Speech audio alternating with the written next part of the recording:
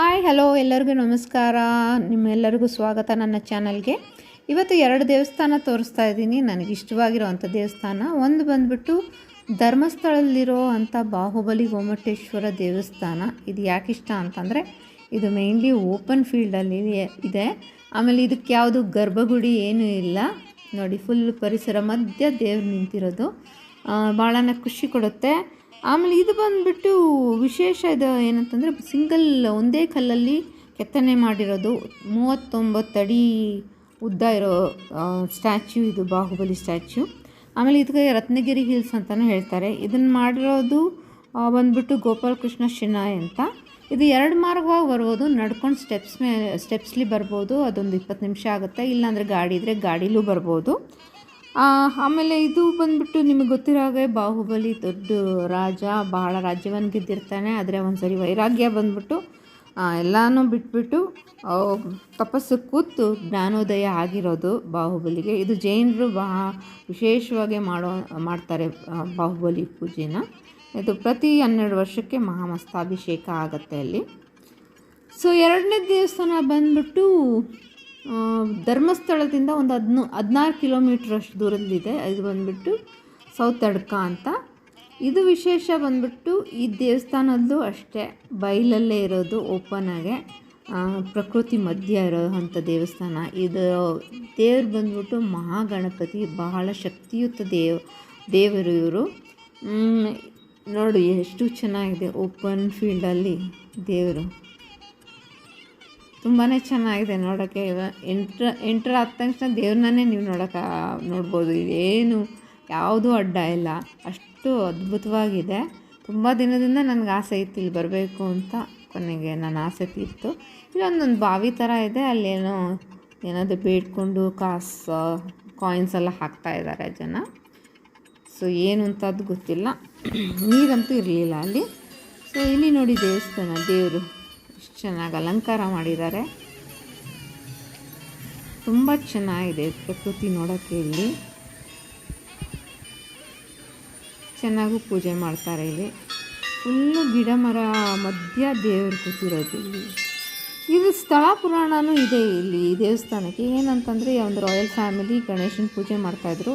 ಅವ್ರಿಗಾಗದೇ ಇರೋ ದೇವಸ್ಥಾನ ಒಡೆದಾಕಿದ್ರಂತೆ. ಆವಾಗ ದನ ಕಾಯೋ ಹುಡುಗರು ಬಂದು ದೇವ್ರನ್ನ ತೊಗೊಂಡೋಗಿ ಸೌತೆಕಾಯಿ ಬೆಳೆಯೋ ತೋಟ ಮಧ್ಯ ಇಟ್ಟಿದ್ರಂತೆ. ಆವಾಗ ಎಲ್ಲರೂ ಸೌತೆಕಾಯಿ ಬೆಳೆಸಿದಾಗ ಅದನ್ನು ತಂದು ದೇವ್ರಿಗೆ ಇಟ್ಟು ಪೂಜೆ ಮಾಡಿಕೊಂಡು, ಹಾಗಾಗಿ ಇದು ಸೌತಡ್ಕ ಅಂತ ಬಂದಿದೆ.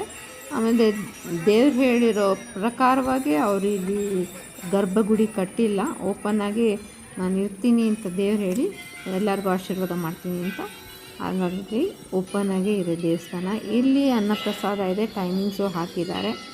ಸೊ ಇದು ತುಂಬಾ ಚೆನ್ನಾಗಿ ಆಯಿತು. ಪೂಜೆ ಎಲ್ಲ ಆರತಿ ತೀರ್ಥ ಎಲ್ಲನೂ ಕೊಟ್ಟರು, ಭಾಳ ಚೆನ್ನಾಗಿ ಆಯಿತು. ದೇವ್ರ ದರ್ಶನ ಅಂತೂ ಅದ್ಭುತವಾಗಿ ಆಗಿತ್ತು ಇಲ್ಲಿ, ಭಾಳ ಖುಷಿಯಾಯಿತು. ಆಮೇಲೆ ಇದು ಇನ್ನೊಂದು ವಿಶೇಷ ಇಲ್ಲಿ ದೇವಸ್ಥಾನ ಏನಂತಂದರೆ, ಇಲ್ಲಿ ಏನಾದರೂ ನೀವು ಬೇಡ್ಕೊಂಡ್ರೆ ಅದಾದರೆ ಗಂಟೆ ಕಟ್ಟೋದು. ಒಬ್ಬರೊಬ್ಬರು ಬಂದಿದ್ದೀವಿ ಅಂತಲೂ ಗಂಟೆ ಕಟ್ಟಿದ್ದು ಉಂಟು ಇಲ್ಲಿ.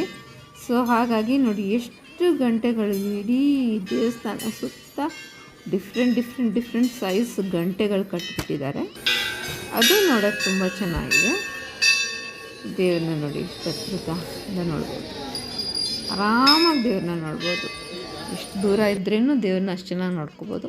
ಸೊ ನಾನು ಎಲ್ಲಿ ನಾಯಿ ನೋಡಿದ್ರೇನು ಅಲ್ಲಿಗೆ ಬಿಸ್ಕೆಟ್ ಹಾಕ್ತೀನಿ. ನೀವು ಪ್ರಾಣಿಗಳು ನೋಡಿದ್ರೆ ಖಂಡಿತವಾಗ್ಲೂ ಅದಕ್ಕೆ ಏನಾದರೂ ತಿನ್ನೋಕೆ ಹಾಕಿ, ಪಾಪ ಅದಕ್ಕೆ ಸಿಗುತ್ತೋ ಇಲ್ವೋ. ಇಲ್ಲಿ ಎಷ್ಟೊಂದು ಅಂಗಡಿ ಮುಂಗಟ್ಟುಗಳಿದೆ ನೋಡಿ, ಎಲ್ಲ ಕಡೆನೂ ಗಂಟೆಗಳೇ ಡಿಫ್ರೆಂಟ್ ಸೈಜ್ ಗಂಟೆಗಳು ಮಾಡ್ತಾರೆ. ಇಲ್ಲೊಂದು ಆರ್ಗ್ಯಾನಿಕ್ ಶಾಪು ಇದೆ, ಅದು ಚೆನ್ನಾಗಿದೆ. ಎಲ್ಲ ಥರ ಆರ್ಗ್ಯಾನಿಕ್ ಪದಾರ್ಥಗಳು ಸಿಗುತ್ತೆ. ಸೊ ಹಾಗೆ ಇದ್ದಾಗ ಮಳೆ ಸೀಸನ್ ಇರೋದ್ರಿಂದ ಈ ಕಡೆ ಎಲ್ಲ ಒಂದು ಸ್ವಲ್ಪ ವೆದರ್ ಫ್ಲಕ್ಚುಯೇಷನ್ ಇರುತ್ತೆ. ಸೊ ಸಡನ್ನಾಗಿ ವಿಪರೀತ ಮಳೆ ಸ್ಟಾರ್ಟ್ ಆಗಬೇಕು.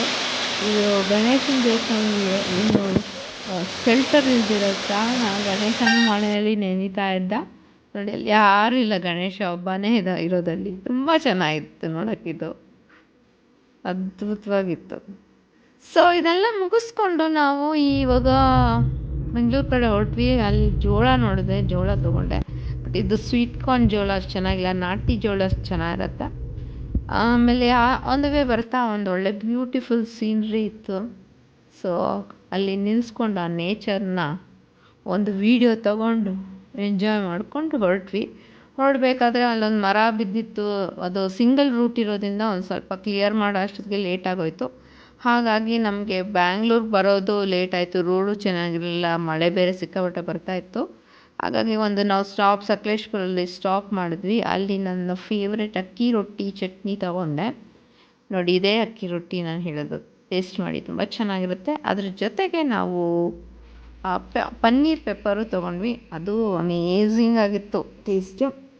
ಸೊ ಇಲ್ಲಿಂದ ನಾವು ಅವತ್ತು ಬ್ಯಾಂಗ್ಳೂರ್ಗೆ ಬರೋಕ್ಕಾಗಲಿಲ್ಲ. ಹಾಗಾಗಿ ನಾವು ಹಾಸನಲ್ಲೇ ಇರಬೇಕಾಯಿತು. ಇಲ್ಲಿ ಪಾಲ್ಗುಣಿ ಹೋಟೆಲ್ ಇದೆ, ಅಲ್ಲಿ ಇದ್ವಿ. ಅಲ್ಲೇನೇ ರೆಸ್ಟೋರೆಂಟು ಇದೆ, ಪಂಜುರುಳಿ ಗ್ರ್ಯಾಂಡ್ ಅಂತ. ರೆಸ್ಟೋರೆಂಟು ಚೆನ್ನಾಗಿದೆ, ಹೋಟೆಲು ಭಾಳ ಚೆನ್ನಾಗಿ ಮೇಂಟೈನ್ ಮಾಡಿದ್ದಾರೆ. ನಾವು ಯಾವಾಗ ಬಂದಾಗ ಹಾಸನಲ್ಲಿ ಸ್ಟೇ ಮಾಡಬೇಕು ಅಂದಾಗ ಇಲ್ಲೇ ಬಂದು ಇರೋದು. ಚೆನ್ನಾಗಿದೆ, ರೀಸನಬಲ್ ಆಗಿದೆ ಹೋಟೆಲ್ಲು, ನೀಟ್ ಆ್ಯಂಡ್ ಕ್ಲೀನಾಗಿದೆ. ಅದು ಎಷ್ಟು ನೀಟಾಗಿದ್ದಾರೆ. ರಿಸೆಪ್ಷನ್ನು, ಲಿಫ್ಟ್ ಎಲ್ಲ ಇದೆ, ಎಲ್ಲ ಅನುಕೂಲತೆ ಇದೆ. ಆಮೇಲೆ ರೀಸನಬಲ್ ಆಗಿದೆ. ರೆಸ್ಟೋರೆಂಟು ಕೆಳಗಡೆ ಇರೋದ್ರಿಂದ ಒಳ್ಳೆ ಫುಡ್ಡು ಸಿಗುತ್ತೆ ಇಲ್ಲಿ. ಸೊ ನಾವು ಇಲ್ಲಿ ಬಂದು ಇವತ್ತು ನಾನು ಫುಡ್ ಅಂತ ತೊಗೊಂಡಿದ್ದು ನನಗೆ ಇಷ್ಟವಾಗಿದ್ದು, ಅದು ಬೆಳಿಗ್ಗೆನೇ ಸಿಕ್ತು. ಅದು ರಾಗಿ ರೊಟ್ಟಿ ಚಟ್ನಿ ಸಿಕ್ತು, ಹಾಗಾಗಿ ಅದೇ ತೊಗೊಂಡೆ ನಾನು. ಅಲ್ಲಿ ತುಪ್ಪ ಬೆಣ್ಣೆ ಎಲ್ಲ ಹಾಕಿ ಗಟ್ಟಿ ಚಟ್ನಿ ಬೇರೆ ಕೊಟ್ಟಿದ್ದು, ತುಂಬ ಟೇಸ್ಟಿಯಾಗಿತ್ತು. ಅದ್ರ ಜೊತೆಗೆ ಬಿಸಿ ಬಿಸಿ ಕಾಫಿ, ಅದನ್ನು ಎಷ್ಟು ಚೆನ್ನಾಗಿ ಕೊಟ್ಟಿದ್ದಾರೆ ನೋಡಿ, ತುಂಬ ಚೆನ್ನಾಗಿದೆ. ಇಲ್ಲಿ ಬಂದಾಗ ಇದು ನೀವು ಟ್ರೈ ಮಾಡಿ, ಚೆನ್ನಾಗಿದೆ. ಆಮೇಲೆ ರೂಮು ಅಷ್ಟೇ ಚೆನ್ನಾಗಿತ್ತು. ಆ್ಯಸ್ ಯೂಶ್ವಲ್ ಎಲ್ಲ ಹೋಟೆಲ್ಸ್ಗೆ ಇತ್ತು, ಆದ್ರೂ ಒಂಥರ ನೀಟಾಗಿ ಕ್ಲೀನಾಗಿತ್ತು. ಚೆನ್ನಾಗಿದೆ ರೂಮ್ಸನ್ನು ತೋರಿಸ್ತೀನಿ ಬನ್ನಿ ಇವಾಗ. ನೋಡಿ, ಇದೆ ರೂಮು ನಾವು ಇದ್ದಿತ್ತು. ಈ ರೂಮ್ಲಿ ಆ್ಯಸ್ ಯೂಶ್ವಲ್ ಎಲ್ಲ ಹೋಟೆಲ್ಸ್ ಇದ್ದಂಗೆ ಒಂದು ಪ್ಲ್ಯಾಟ್ಫಾರ್ಮು, ಯಂಗ್ ಸೈಜ್ ಬೆಡ್ಡು, ಆಮೇಲೆ ಕಬೋರ್ಡು, ಆಮೇಲೆ ಎಲ್ಲ ಟಾಯ್ಲೆಟ್ರೀಸ್ ಎಲ್ಲ ಕೊಟ್ಟಿದ್ರು. ಎಲ್ಲ ಒಂದು ಕಾಫಿ ಟೇಬಲು ಎಲ್ಲ ಇತ್ತು. Very nice, neat and clean hotel ಇದು. ಆಮೇಲೆ ಆನ್ ದ ವೇ ಬರ್ತಾ ನಾವು ಆ್ಯಸ್ ಯೂಶ್ವಲ್ ನನಗೆ Swati delicacy, this is one of my favourite hotel. ಇಲ್ಲೂ ನಾವು ಒಂದು ಸ್ಟಾಪ್ ಕಾಫಿ ಬ್ರೇಕ್ ತೊಗೊಂಡ್ವಿ. ಇಲ್ಲಿ ಪಕ್ಕದಲ್ಲಿ ಡಿಫ್ರೆಂಟ್ ಹೋಟೆಲ್ಸ್ ಇದೆ. ಇದು ವೆಜಿಟೇರಿಯನ್ ಹೋಟೆಲು. ನಾನ್ ವೆಜ್ ಬೇಕಂದರೆ KFC ಇದೆ, ಆಮೇಲೆ ಪೋಲಾರ್ ಬೇರ್ ಐಸ್ ಕ್ರೀಮ್ಸ್ ಇದೆ, ಶಾಪ್ ಇದೆ. ಎದುರುಗಡೆ ಒಂದು ಹೋಟೆಲ್ ಇದೆ. ಬಟ್ ಇದು ಇಲ್ಲಿ ಏನು ತೊಗೊಳ್ಳಿ ನಿಮಗೆ ಅಷ್ಟು ಟೇಸ್ಟಿಯಾಗಿರುತ್ತೆ. ಇದೊಂದು ಫೇವ್ರೆಟ್ ಸ್ಪಾಟು. ಆಮೇಲೆ ಇಲ್ಲಿ ಫ್ರೆಶ್ ತರಕಾರಿನೂ ತೊಗೊಂಬರ್ತಾರೆ ಆ ಸುತ್ತಮುತ್ತ ಹಳ್ಳಿಯಿಂದ. ಅದನ್ನು ಒಂದು ಸ್ವಲ್ಪ ರೀಸನಬಲ್ಲಾಗೇ ಸಿಗುತ್ತೆ. ಸೊ ಹಾಗಾಗಿ ಇಲ್ಲಿ ಸ್ಟಾಪ್ ಕೊಟ್ಟಾಗ ಆ ತರಕಾರಿನ ತೊಗೊಂಡ್ಬಿಡ್ತೀವಿ ನಾವು ಮನೆಗೆ. ನೋಡಿ, ಒಳಗಡೆನೂ ಆ್ಯಂಬಿಯನ್ಸು ತುಂಬ ಚೆನ್ನಾಗಿದೆ. ಇಲ್ಲಿ ಫುಡ್ಡು ಚೆನ್ನಾಗಿದೆ, ಒಂಥರ ರಿಲ್ಯಾಕ್ಸಿಂಗ್. ಇವತ್ತು ವೀಕ್ ಡೇ ಇರೋದ್ರಿಂದ ರಶ್ ಇರಲಿಲ್ಲ, ಆರಾಮಾಗೆ ನಾವು ಒಂದು ಸ್ವಲ್ಪ ಕಾಫಿ ಕುಡ್ಕೊಂಡ್ಬಂದ್ವಿ. ಆನ್ ದ ವೇ ನಾವು ಆಲ್ಮೋಸ್ಟ್ ಮಧ್ಯಾಹ್ನ ರೀಚ್ ಆಗುತ್ತೆ ಬ್ಯಾಂಗ್ಳೂರಿಗೆ.